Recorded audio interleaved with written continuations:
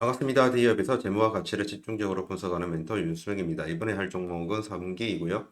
3기 같은 경우에는 부채로 막는 느낌하고 제가 물음표를 했지 않습니까? 근데 물음표가 아니라 느낌표로 받아들여도 됩니다. 지금 영업활동 현금 흐름과 차입금으로 1년 단기 유동부채를 좀 상환하려고 하고 있거든요. 지금 현재 흐름으로 보면 가능은 해요. 하지만 부채로 막는 느낌이 좀 들고 있고, 그러면 1년 유동 부채를 이번에 이렇게 영업활동 현금 흐름 잘 창출된 부분과 차입금으로 갚는다고 치면 장기 차입금 상환 부분은 또 부채가 되는 거잖아요. 그렇기 때문에 지금 부채로 막는 느낌이 든다고 하면 나중에 전환사채 혹은 유상증자 할 확률이 좀 있긴 있죠. 그런 부분은 좀 말씀을 드리고 싶고, 그 외에 2022년, 2023년 연속 흑자가 났습니다. 정말 좋게 났거든요. 잘한 건 잘했다고 해야 되고, 못한 건 못했다고 해야 되는 게 저희 역할이라서 말씀을 드리고, 지금 2022년, 2023년 연속 흑자는 났지만, 이렇게 부채로 막는 요인들이 되게 많아요. 근데 그 중에 하나가 북미의 이제 종소법인 하나 만듭니다. 그 법인이 뭐냐면, 바로 전기차 관련된 전기차 부품에 들어가는 그 부품을 만드는 회사거든요.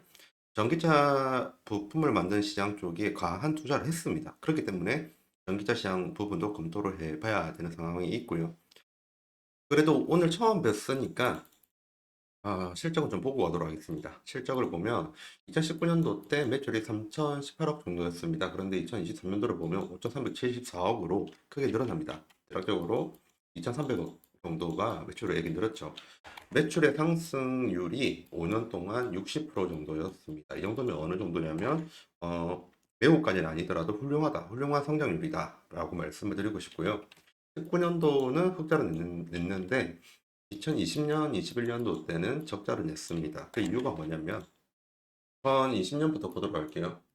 20년 때 보면 매출액 또는 손익구조 30% 이상 변동이 있을 시 이제 코스피 코스닥 상장하는 이렇게 주주들에게 알릴 의무가 있습니다. 그래서 전자공시 시스템 들어가 가지고 해당 내용도 보면 되고요.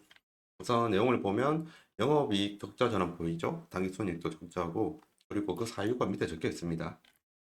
사유는 바로 코로나19에 의해서 변동성이 확대되어 원자재비 그리고 물류비가 증가를 했습니다. 그 덕분에 이제 매출 원가랑 판관비가 올라가 가지고 영업 적자, 그리고 그 외에도 이제 단기순 손실을 입었다 이렇게 말을 하는 거고요. 그리고 전기차 부품 개발 및 초기 비용 발생, 이 부분 보이죠? 전기차 부품 개발 및 초기 비용 발생. 한기 같은 경우에는 기존에 전기차 관련된 사업 아이템이 없었어요. 그렇기 때문에 전기차 부분에 이제 사업을 확대하기 위해서 개발과 연구 비용을 굉장히 많이 좀 투자를 했거든요. 그 부분을 말을 하는 거고, 그 부분 좀 기억을 잘 해주세요. 그리고 상반기 대비로 급격한 생산은 증가는 했습니다. 2020년도 때. 근데 비효율적인 생산이라고 했죠. 이게 무슨 말이냐면 이 원재료비 그리고 물류비는 증가를 했습니다. 원가는 증가를 했거든요. 근데 납품해야 되는 원청에서는 가격을 올리지 말아 해가지고 가격 유지를 한 겁니다. 그 결과 비효율적인 생산을 지속을 해서 적자를 보게 된 거고요. 그 외적으로 환율 변동에 따라서 외환차손이 일어났다. 이래서 영업 손실과 단기 순 손실이 일어났다. 이렇게 정리를 했습니다. 그 다음에 2021년도 보시면 2021년도도 마찬가지로 적자가 났죠. 그 적자의 사유만 보도록 할게요. 주요 고객사까지는 아닌데 고객사 중에 일부가 있습니다. 어느 정도의 비율을 차지하던 고객사가 조업 중단 등으로, 조업 중단이란 말은 이제 사업을 이제 잠시 멈춘 거죠. 그래서 4분기 때 매출이 감소를 한 겁니다. 그리고 여러분들도 알다시피 21년도 같은 경우에는 해운 쪽에 가격이 너무 높았어요. 그렇기 때문에 물류비가 증가를 했고요. 당연히 원자재도 급등을 했었고, 마찬가지로 비정상적인 조업 형태 지속 등으로 원가가 상승했다. 방금 말씀드렸던 내용입니다. 그리고 방금 전에 전기차 얘기했죠. 전기차 쪽으로 주로 엔드플레이트, 전기차 내부에 들어가는 엔드플레이트를 만드는 회사가 3기 EV예요. 3기 EV가 발행한 상한 전환 우선주 그리고 전환 우선주, 이러한 우선주들이 있는데 그 우선주가 옵션 평가에 따라서 파생 상품 평가 손실이 발생한 겁니다. 근데 이 3번은 실질적으로 손해를 본 게 아니기 때문에 그렇게 그냥 넘어가시면 돼요. 왜냐면 회계 처리상 하대상품 평가 손실을 할 수밖에 없거든요. 현금이 나가고 들어온 게 아닙니다. 현금이 앞으로 현금이 나갈 것도 없고 들어올 것도 없는 거고요. 그렇게 보면 돼가지고 그냥 회계 처리상의 손실 발생으로 보면 되고요. 4번 계열사 중국법인의 누적 적자에 따른 손상차손 인식 종속법인이 손해를 봐가지고 당기순 손실에 포함이 된 겁니다. 이런 내용들 때문에 당기순 손실이 영업 손실보다 더 컸던 거고요.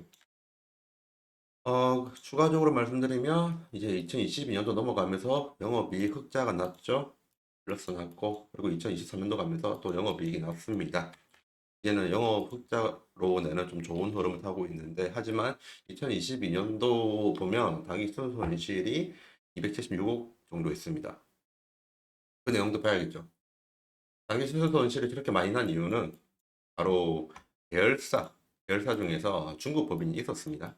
중국 법인이 사업 중단, 매각 예정 분류로 인해서 중단 사업 손실이 발생했기 때문입니다. 상기 자체의 문제가 아니라 밑에 있는 종속회사 중에서 중국 법인이 하나가 있는데 걔를 이제 중단 사업을 매각하려고 공장을 중단시켰어요. 그에 따른 손실이 단기순 손실에 반영이 되었다. 이런 부분이고요.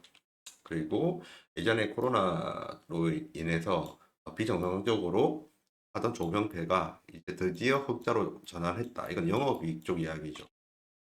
그렇게 보면 되고 2023년도 같은 경우에는 우선 이것도 말씀드려야겠네요. 2022년도랑 비교를 해보면요. 영업이익이 솔직히 줄었잖아요. 그러면 이 줄어든 사유 정도는 봐야 될 것 같아요. 영업 손실이 난 이유는 바로 전기차 수요 둔화 때문입니다. 이거 계속 오늘 강조 드릴 건데 전기차 수요 둔화를 전문적인 말로 캐즘이라고 하거든요. 일시적인 수요 둔화입니다. 일시적인. 계속 둔화된다는 게 아니라 말 그대로 일시적인 수요 둔화. 이 캐즘 현상 때문에 판매 부진과 완성차의 생산 조정으로 영업이익이 감소를 한 겁니다. 그리고 2023년도 자회사 매각 관련 비용 인식 등 기조 효과가 좀 있어가지고 영업이익은 줄어들었지만 당기순이익은 늘어났다. 이 부분을 알려주는 그런 내용들이었고요. 자, 한번 보도록 할게요. 부채로 갚는다는 말 어떤 말이었냐면 지금 보시면 지금 금융부채 쪽에 계약상 만기 그 중심으로 내용을 가지고 왔습니다. 지금 1년 이내만 보시면 돼요. 1년 이내란 말은 1년 이내에 갚아야 될 돈입니다. 그 돈이 무려 이 돈 좀 확대 좀 할게요. 금액은 대략적으로 2,289억입니다. 2,289억. 1년 안에 갚아야 될 돈이 2,289억이거든요. 한마디로 말을 하면 지금 이 돈을 갚기 위해서 현재 3기 같은 경우에는 총력전을 하고 있습니다. 그거를 재무제표를 보면 알 수가 있거든요. 지금 보는 부분이 3기 재무제표 다 적혀 있는 건데 우선 아까 이거 제가 앞부분은 설명을 드렸던 내용들이고요. 내려볼게요. 내려보면 지금 자본이나 부채를 비교를 한다고 하면 부채 총계가 너무 많아요. 지금 부채 비율을 본다고 하면 대략적으로 한 280% 나올 겁니다. 부채 비율이 큰 상태인데 그 중에서 이 4,239억 중에서 방금 봤던 2,200억을 1년 안에 갚아야 됩니다. 1년 안에 갚아야 되는 상황이고요. 그러면 지금 현금 창출이 어떻게 됐는지를 봐야 되잖아요. 그러면 지금 영업활동 현금 흐름 같은 경우에는 플러스 582억이에요. 582예요. 그리고 재무활동 현금 흐름이라고 하면 일반적으로 차입금이 좀 많아요. 재무적인 부분이니까요. 그러면 재무활동 현금 흐름 1248을 더해 보겠습니다. 그럼 대략적으로 1830억 정도 나와요. 그런데 방금 봤던 내용을 보면 잠시 좀 해볼게요. 2289억이 갚아야 될 돈이 있어요. 추가적으로 자금 조달을 어떻게 할지는 저도 모르겠습니다. 어, IR 부서 전화해도 받지도 않고 여기는. 그리고 뉴스를 아무리 찾아보더라도 이거에 관련된 내용이 없어요. 지금 그냥 내가 보다가 제 스스로 찾은 거라서 정보 출처가 없는 상태입니다. 어쨌든 그냥 지금 아는 이 사실을 아는 것 저뿐인 것 같은데 그래서 우선은 드리고 싶은 말은 지금 1년 안에 갚아야 될 돈은 2,200억 정도죠. 근데 지금 모은 돈은 1,800억 정도입니다. 이번 연도 3분기 정도 남았죠. 이번 연도 3분기 안에 이 400억에서 500억을 3기는 자체적으로 마련을 해 둬야 돼요. 이게 문제인 겁니다. 그러면 400억, 500억을 모으려면 일반적으로 상장 회사들이 가장 쉽게 하는 방법이 한 가지는 있죠. 그건 바로 전환사채 발행 아니면 유상증자입니다. 어떤 거를 할지는 몰라요. 아니면 지금 3기 같은 경우에는 성장성은 확실히 있고 수익은 내는 구조이기 때문에 은행 차입금을 잘 받을 수도 있어요. 은행 차입금만 받고 끝날 수도 있습니다. 하지만 이제 주의할 필요는 있다. 이렇게 말씀을 드리고 싶고요. 그럼 우선 기사 하나만 보도록 할게요. 기사는 중요한 것만 굵직굵직한 것만 보도록 하겠습니다. 이건 3기랑 3기 EV가 3기는 우리가 보는 3기고요. 3기 EV는 3기 종속회사입니다. 이 두 회사가 지금 미국의 3기 아메리카에 중공지를 개최했단 말이 있죠. 미국에 법인 하나를 만들었거든요. 그 법인을 만드는데 잠시만요. 한번 검색 하나만 좀 할게요. 예, 그 미국 법인 하나 만드는데 1,200억의 자금을 모았습니다. 그리고 그 1,200억의 자금 중에서 대략적으로 한국산업은행의 채무 보증으로 빌린 돈이 924억이에요. 이 부분이 아까의 그 부채에 포함은 돼요. 포함은 되는데 제가 드리고 싶은 말은 지금 계속적으로 부채 비율이 높았음에도 불구하고 그럼에도 불구하고 이제 북미의 법인 하나를 추가로 개설한 부분이 너무 재무적인 안정성은 뒤로 하고 하지 않았나 하는 그런 의문점이 좀 듭니다.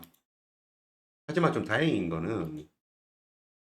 다행인 점이에요. 다행인 거는 이 3기랑 3기 EV가 개설을 한 미국의 3기 아메리카 같은 경우에 미국의 현대차 공장에 부품도 공급 개시했고요. 그리고 그 외에도 미국 현지화 쪽으로 잘 돼가지고 좀 수주받은 금액이 제법 됩니다.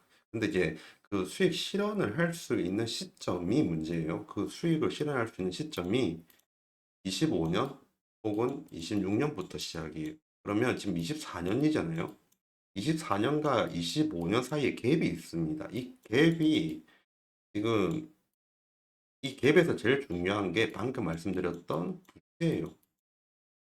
2,200억을 갚아야 됐는데 보유한 현금 창출 능력은 1,800억밖에 없고 물론 지금 상기 같은 경우에는 현금 및 현금성 자산 보면 아마 대략적으로 150억 정도 있을 겁니다. 아, 맞네요. 지금 150억 정도 있어요. 그리고 처분할 수 있는 기타 금융자산 쪽도 90억이 있어서 240억 정도는 단기적으로 이렇게 은행 빚 갚는데 쓸 수 있는 돈이 총알이 있긴 있습니다. 그래도 200억 부족합니다. 여기는 매출 채권 쪽에서 2021년이네요. 방금은 죄송합니다. 어쨌든 현금 및 현금성 자산은 지금 땡길 수 있는 돈이 237억 정도 있고요. 그리고 기타 금융자산까지 합치면 한 300억 정도는 차입금에 대응할 수 있는 부분이 있습니다. 하지만 그 기업을 다녀보신 분들은 알겠지만 매출 채권이라는 게 있고 그리고 매입 채무도 있습니다. 이 받을 돈도 있고 매입 채무, 줄 돈도 있어요.